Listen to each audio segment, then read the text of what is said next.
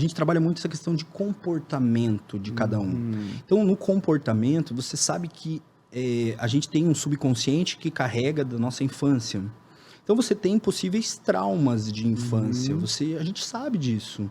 Você tem possíveis problemas que vêm lá do relacionamento que você tem com com a sua mãe, com o seu pai, com seus irmãos.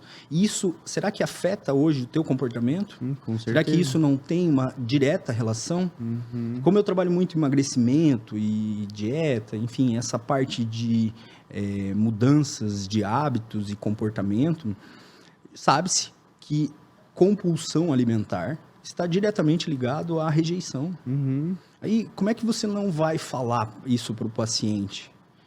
Lógico, tem que ter cuidado, né, para justamente conversar no sentido de informar. Eu acho que trabalhar isso é complexo, não é simplesmente passar uma dieta, pedir para o paciente fazer uma atividade física e tudo se Sim. resolve, não. Uhum. Eu acho que precisa justamente de um atendimento mais Com personalizado certeza. e entender que cada situação que se apresenta tem um motivo. Uhum. E buscar aí sempre ajudar o paciente nesse sentido. Né? E tem o jeito de você falar também, orientar a pessoa a buscar esse tipo de profissional, né?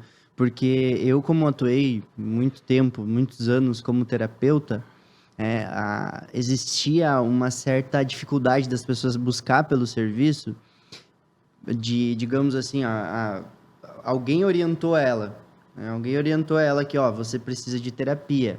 Só que muitas pessoas associam a ideia de que precisar de terapia significa estar louco.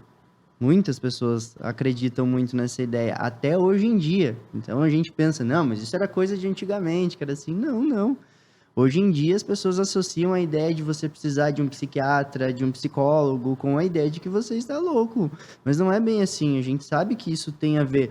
Porque não adianta, por exemplo, a pessoa te procurar, você vê que até ela te conta a história que ela sofreu um abuso, alguma coisa assim, algum fato bem chocante lá no passado, que aconteceu lá na infância, sei lá, porque uma das, deixa eu ver, foi uma das penúltimas pessoas que eu atendi como terapeuta, de várias que aconteceram isso, ela foi abusada pelo pai.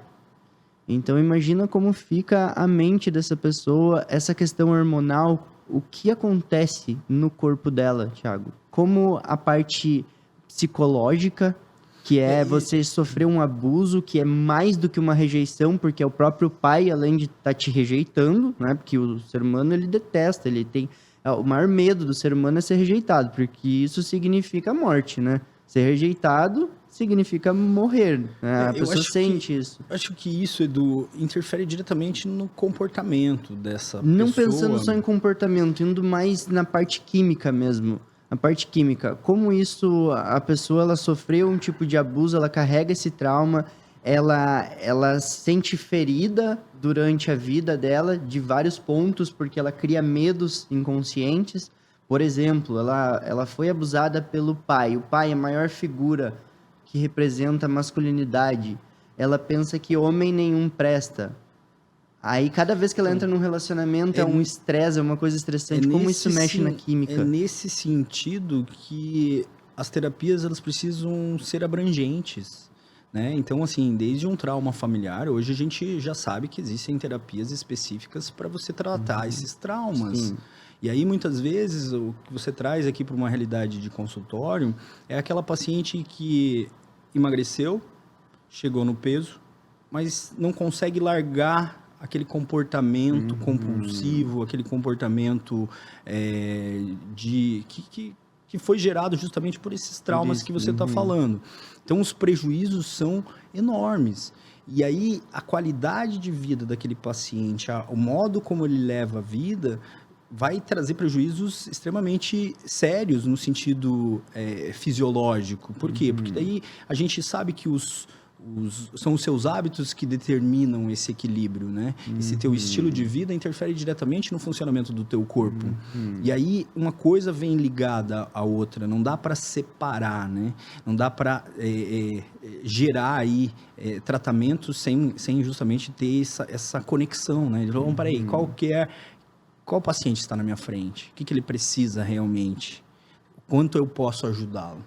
Eu descobri desde muito cedo que o médico fazer medicina para mim tem um sentido. A medicina é ajudar o outro, né? Como é que eu posso ajudar esse cidadão aqui? Eu vou ajudar com as ferramentas que eu tenho, que eu estudo há 10 anos, trabalhando com tudo isso.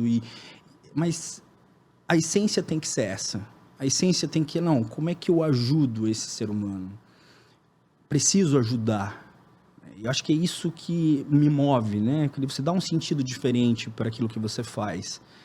E a gente precisa muito disso, né? Então... a saúde do ser humano como um todo, essa parte, não tem como dividir o corpo humano em pedaços, fatiar os problemas. Corpo e mente é uma coisa só, né?